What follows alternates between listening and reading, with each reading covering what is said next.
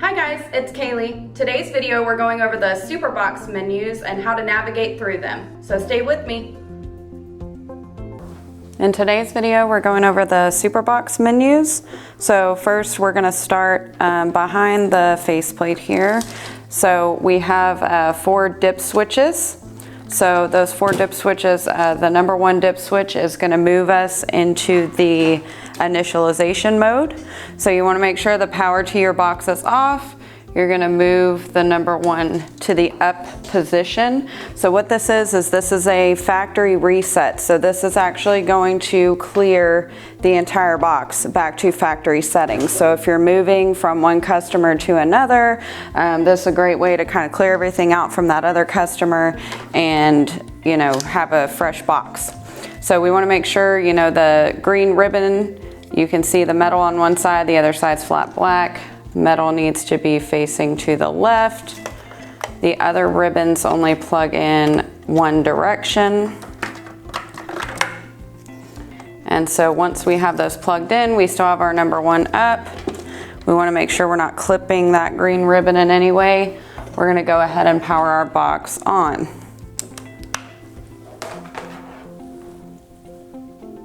Right, so when you power your box on, it should come up to country code.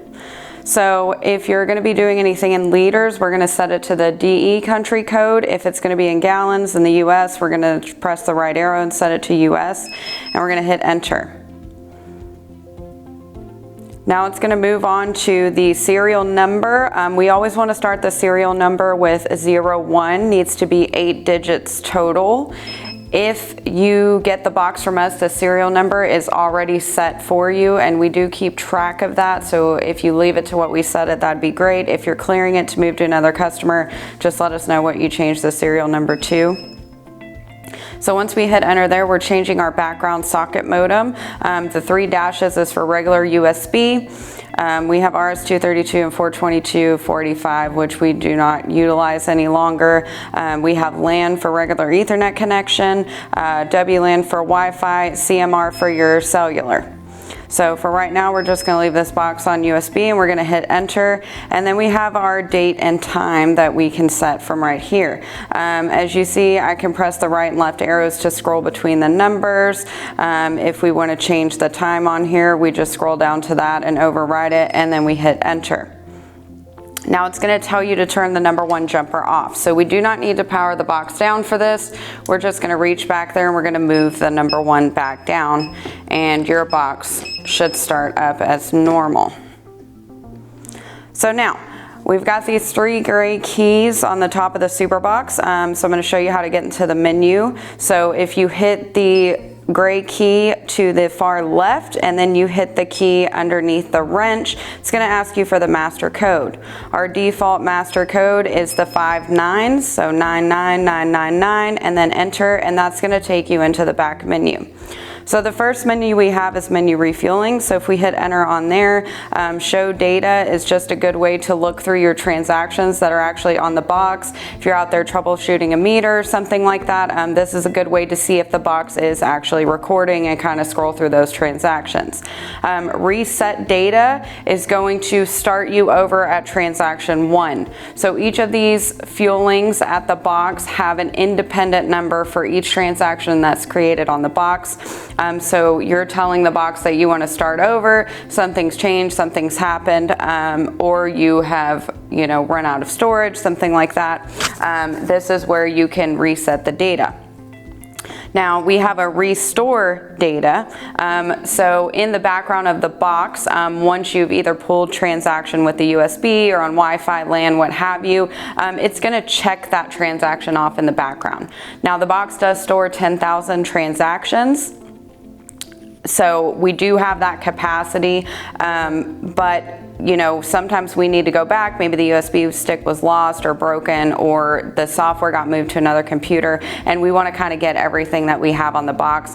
We can do this restore data, and it'll ask you, do you want to go ahead and do the restore? You'll hit enter. It'll go through and uncheck all of those records, and then the next time you pull, you're going to get everything that is currently on the box. Memory occupancy, this just shows you how much of the memory has been used if you're interested in looking at that. And then delete memory obviously clears everything out of the refueling section of the box. So if we hit exit one time, then we're going to go down to the menu total data. This is kind of a quick way for you techs out in the field to look at, you know, what all you've got in the box. You can see per driver how many gallons that they fueled. You can reset their totals. You can also do per vehicle, see how many gallons have been fueled, dispense point, and then a total overall of what's been dispensed on the box. So this is just for informational purposes. There's no real settings in here that need to be changed or anything.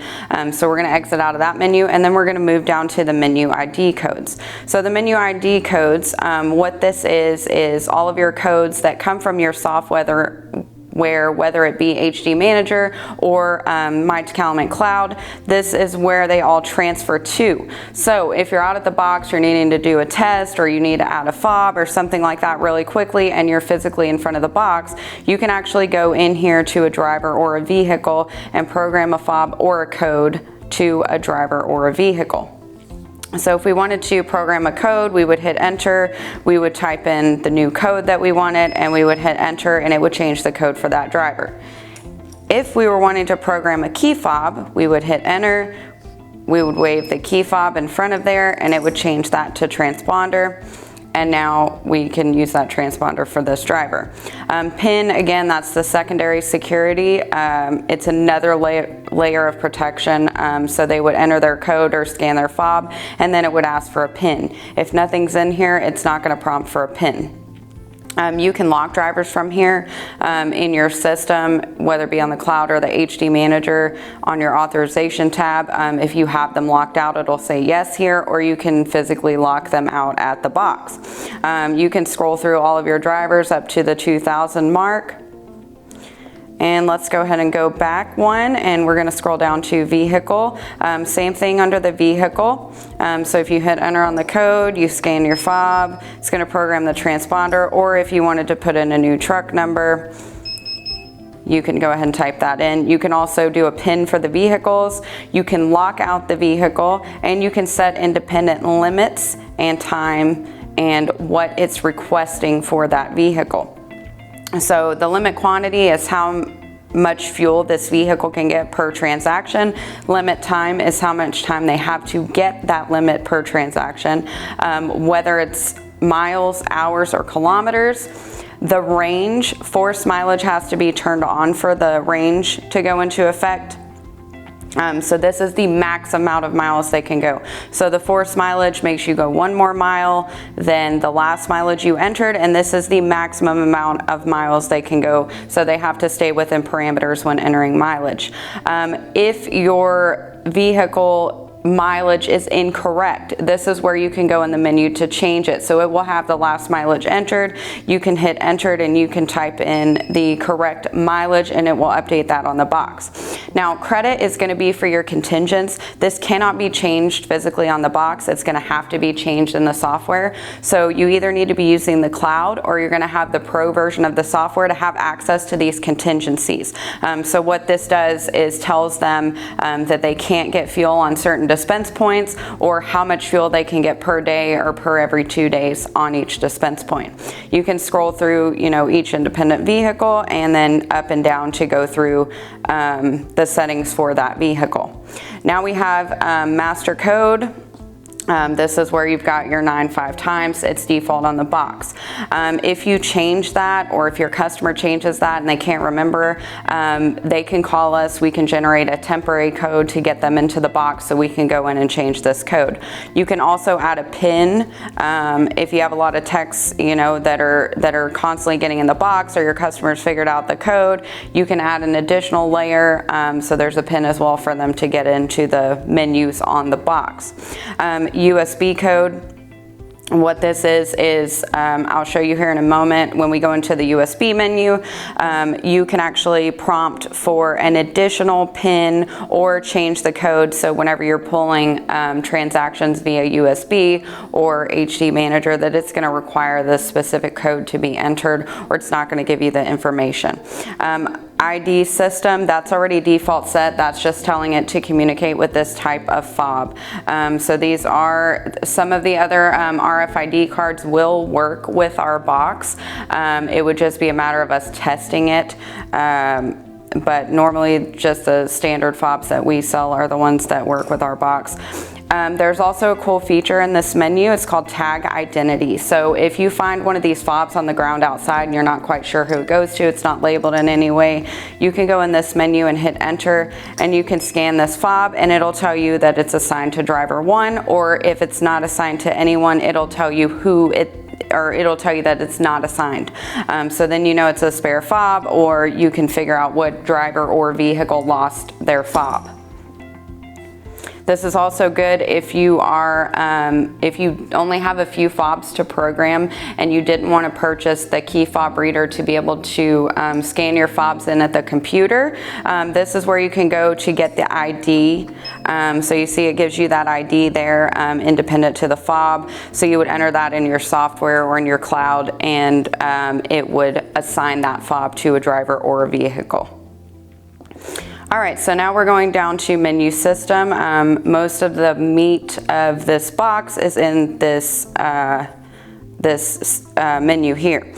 So menu software, we don't need to worry about this too much. A lot of this is just internal for us. The only thing in here that we may use is the initialization. So initialization is going to reset all of the data on the box. It's a soft reset, so some of your settings will remain. However, it's going to get rid of your transactions and stuff like that. If you need to do that and you're not able to get access to the back of the board to do a hard reset on the box. So that's all that's going to be applicable within menu software.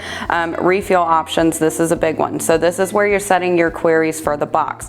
Remember, if you have a USB box, you cannot change the queries in the software. They have to be physically changed on the box. So your ID request is what you're wanting your box to inquire for. So you've got the option of driver, vehicle, both, and none. So you can set that to whatever you'd like, and then you'll hit enter to save it. Order number, you can turn this on or off. So this is a free field, can take up to 9 digits. So if we turn this on out of the box, it's going to prompt for it, and they're able to enter in, you know, either PO number, some kind of contractor number. A lot of the car rental companies use this, and they use that for their stock number, so they're not having to keep up with all these vehicles coming in and out. They prompt for driver and then order number, which is where they enter the stock number. So we can turn that on or off. And then we have mileage. So right now it says no, we're not asking for mileage. Then we have yes, ask for mileage. This is going to accept whatever they put in. And then we have an always ask for mileage. So this is that forced mileage option that I was talking about, where it's going to make them go 1 additional mile than the last mileage that they entered, or it's going to tell them it's invalid and they cannot get fuel. So old mileage, you can turn that on or off. So what that's going to do is just show the previous mileage they entered when it's prompting for the new mileage on the screen. It's helpful if you turn that on when you're using the forced mileage, so they can kind of see, you know, what they entered last time. It kind of helps eliminate errors as much. Operating hours, you can turn that on or off. Preset quantity, if you turn on the preset quantity, what this means is when they pick the dispense point, it's going to prompt them to type in how many gallons they're going to get. So if you have this turned on, they pick dispense point 1, they're going to type in 25 gallons, it's going to stop at that 25 gallons. And then you have a limit quantity for the entire box. So this is going to be like the max on the box completely, and then I'll show you in the menu dispense point where we can limit that down per dispense point. And then you saw already in the menu ident codes where we can go into each vehicle and limit it down even further. So it's limiting per vehicle. So we want this set, you know, this is the max amount of gallons is the 2641.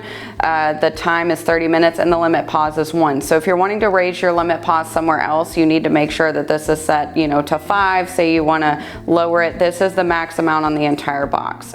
So it's not necessarily a setting. It's just saying that this is where each other setting will max out. All right, and then if we exit out one time, we've got the menu clock, so we can go in and, you know, change our date and time settings.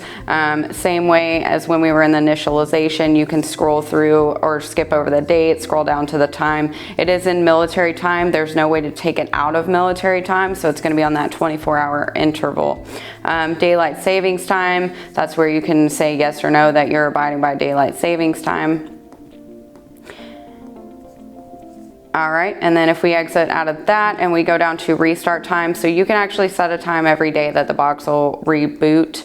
It's gonna be in that 24-hour increment, and it'll just reboot as it hits that time during the day. Backlight LCD, there's actually a way to adjust the contrast on the back of this board itself. We can't actually adjust from here, so we're not gonna be needing to go into that menu. And then ident number, that's just gonna be your serial number. I'll show you another way to get that when we get back out of these menus, and how to get that from the main screen. But if you're already in the system and you need the serial number for some reason, this is what you set under the initialization screen. So that's it for menu system. Now we're gonna move on to menu product. So menu product is just listing out your products. So for each dispense point, if you have USB, you are gonna have to go in and manually rename these. You'll see the number 1 is default diesel. You can click on that and change the name. So to get through the letters, it's gonna go through the alphabet, it's gonna go through lowercase, uppercase, and then you'll move on to the next character. And once you've got the product name in there you want, you'll go ahead and hit enter. You'll select what unit you want this dispense point to be in, and then how many decimals you want to show. And then this is pertaining to what fuel tank it's attached to and which dispense point number it's attached to in the menu dispense point. And then if we press the right arrow, we can go to the next product. So say we want to have something else, product A on this one, then we're going to change the name here. You do want to make sure, let me point that out since I did it, if your cursor is blinking on the letter, it's not going to save it. So you want to go one to the right of it, you hit enter, and then it's going to save that for you. And then under the menu dispense point, this is important for your pulse meters.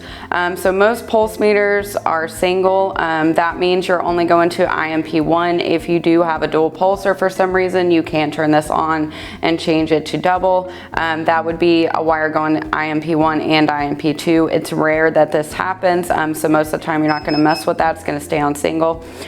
Pulse value. So your pulse value, this is going to be your pulses per gallon. So a lot of the meters, the Fill-Rite 900s for gas, those are 10 to 1. So normally we'd put 10 in here. Our FMOG no displays, those are 204, which comes default on the box. The FMOGs with displays are 50. So that's a good starting point. You always want to make sure that you're fueling and making sure, you know, that it's matching up, because a lot of things can come into play here, such as, you know, distance and how fast your pump is pumping, and just a lot of different things. The viscosity of the fluid are coming into play here, so we just want to make sure we're as accurate as possible. So if you are off, so what you do is you're going to get a 5-gallon can, you're going to pump 5 gallons into that can. At that point, you're going to read what the box says. You're going to multiply what the box says by whatever you had in pulse value when you pumped, and then you're going to divide that by the amount of gallons you just pumped, which is normally 5. So whatever you've got in that can, that's what you're dividing by, and it'll give you your new pulse value. Now, some of these lower number, the 10, we're kind of in between. So if we go down to a 9, we're a little off. If we go up to a 10, we're a little off. So at that point, we can then adjust the factor. Most of the time on those higher you know, pulse per gallon meters that are 204 or 100. We normally don't have to mess with the factor. We can get close with, you know, just going between two numbers. But when you're down at 10, you don't have a lot of playroom.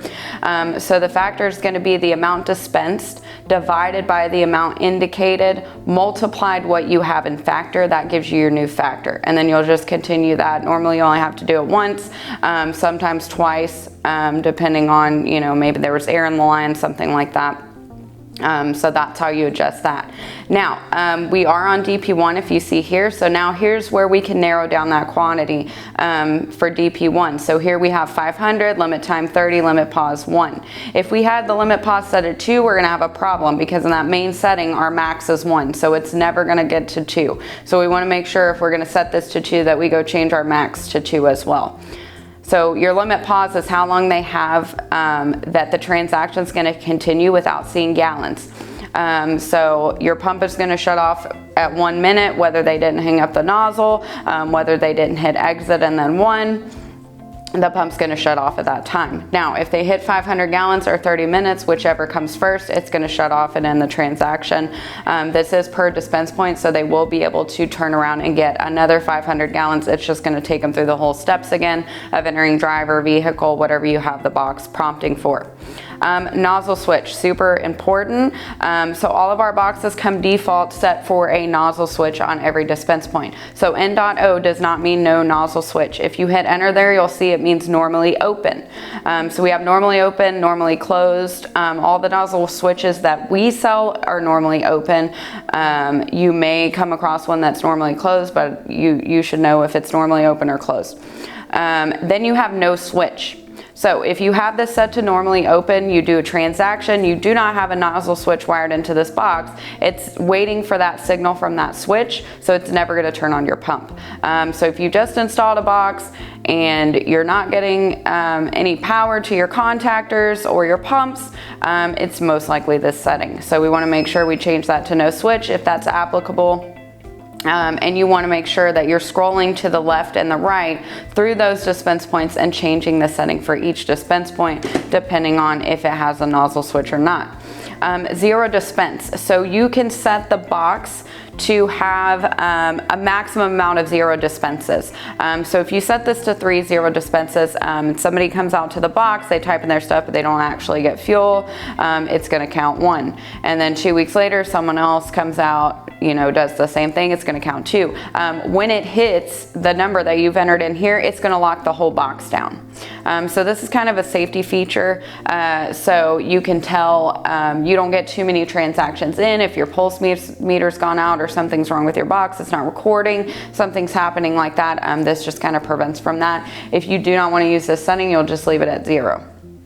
DP locked. So if you're servicing any dispense point, you can actually go in and lock that because we do have, you know, drivers where they drive up, they don't realize there's no hose or nozzle on the dispense point and they start getting fuel and then you have fuel running out onto the ground because your pump does still turn on. So what this does is this means like it's not going to turn the pump on, it's going to stop them, it's going to tell them if they type in that dispense point that they can't get fuel. So you'll just scroll through 1 through 5. If you have a 2 hose box, it's going to stop at 2 and it's going to scroll back to 1. So you're only going to be able to toggle between 1 and 2. All right, and then if we exit one time, we scroll down to menu fuel tank and hit enter.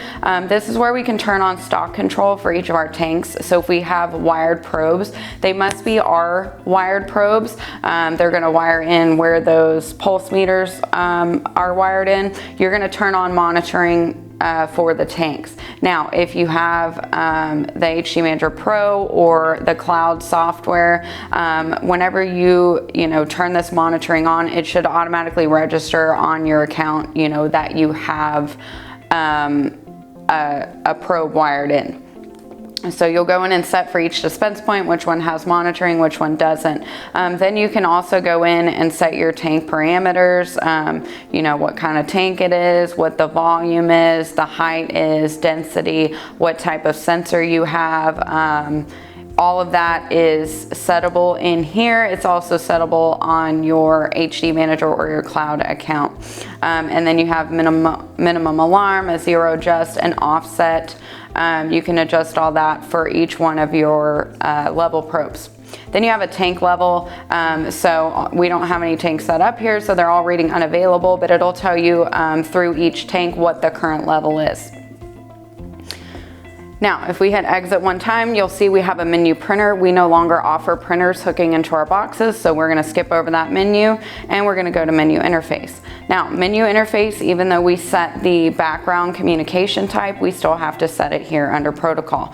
So you see we have the same options, LAN, HD Manager, WLAN, GPRS, which is also your CMR. So this is for your cellular. Now, I know it says HD Manager, but once you do that config file for the cloud, if you have the cloud, it's going to automatically convert it over. So don't worry about that. If you're going LAN or Wi-Fi, you hit enter there.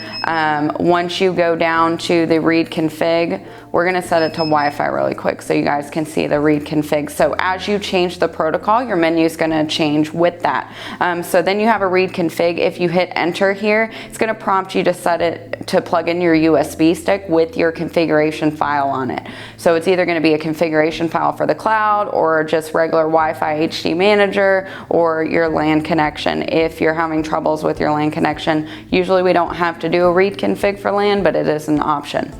Then we have DHCP under here. So this is whether your dynamic host configuration protocol is turned on or off. Some networks operate with it on, some operate it with it off. I would say on is more common. It comes default set to on, but if you have a static IP address, you can turn this off and come down to IP address and enter your IP. Now, if you have DHCP activated, it's always gonna keep erasing your IP because what it's doing is going out and looking for an available IP address on the network at all times. So this could change. So it's just gonna keep zeroing it out. So if you need to put in an IP, a subnet mask, and a gateway, you always wanna make sure you turn off your DHCP. The port's always going to stay the same, 54937. The MAC address, this will give you the MAC address off of the chip. So if you have a Wi-Fi or a LAN chip plugged into the box, it will then give you the MAC address for that. Sometimes the IT people are going to need that so that they can, route within the system. It depends on how secure their network is. All right, so now we're in the menu WLAN. If we hit enter here, it's going to take us into our signal strength. So your signal strength is going to show you once your Wi-Fi is connected what your level and quality is. Normally we want above 50% on either one of these. Anything lower is not a solid connection. It's not going to stay connected very long and it may drop the connection. You may have to power cycle the box to reconnect. So if we exit out, we come down, we have another read config, and then we have an SSID and password. So the SSID is going to be your network name. If you do the config file from the HD Manager or the cloud for the Wi-Fi cloud, it's automatically going to fill this in for you.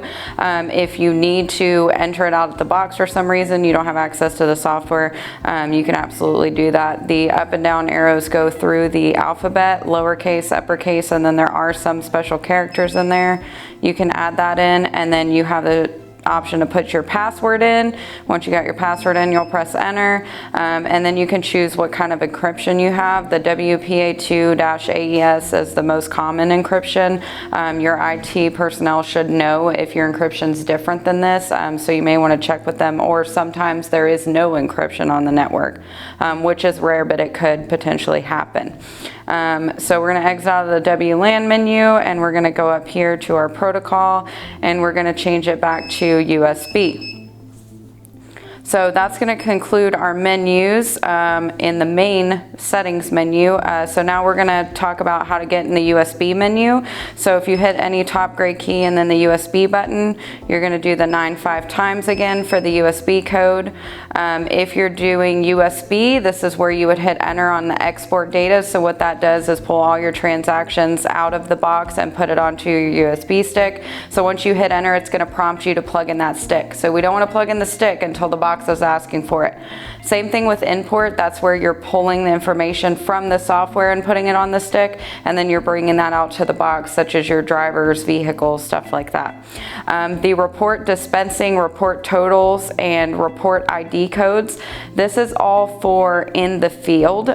So if you just have a laptop, you don't have the software, you're not on the cloud, and you're needing to just get some totals or you're needing to get a report, this is where you can hit enter here and it will download a PDF report onto your stick, just a simple report for you to look at and kind of see what's been going on, or a simple report of drivers and vehicles if you do the ID codes report.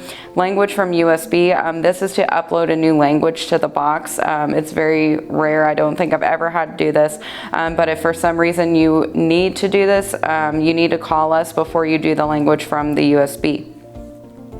And then if we hit our nozzle, we're back out of that menu. So anytime you're in any menus, you can always hit exit and the nozzle will pop up, and you can get back to it. So if you skip over it, just hit exit again and your nozzle should come up. The last option we have is the language option. So if we click that, it looks like a little man.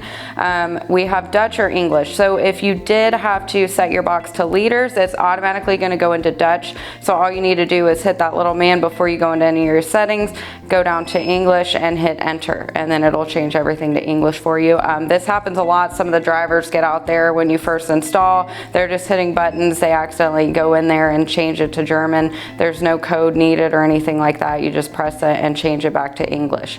So some of the quick features on the main screen, you press the up arrow, it's going to give you the serial number, it's going to give you your firmware version. It doesn't stay on there very long. And then it's also going to tell you at the top another piece of your firmware. So the C at the end indicates a 5-hose box, and if you see a B as in boy, that indicates a 2-hose box. So that's a good way for you to tell if you have a 5 or 2 hose when you get out in the field. If you have tanks, the down arrow from the main screen is going to give you a quick overview of the tank levels. So that concludes our menus for the Superbox.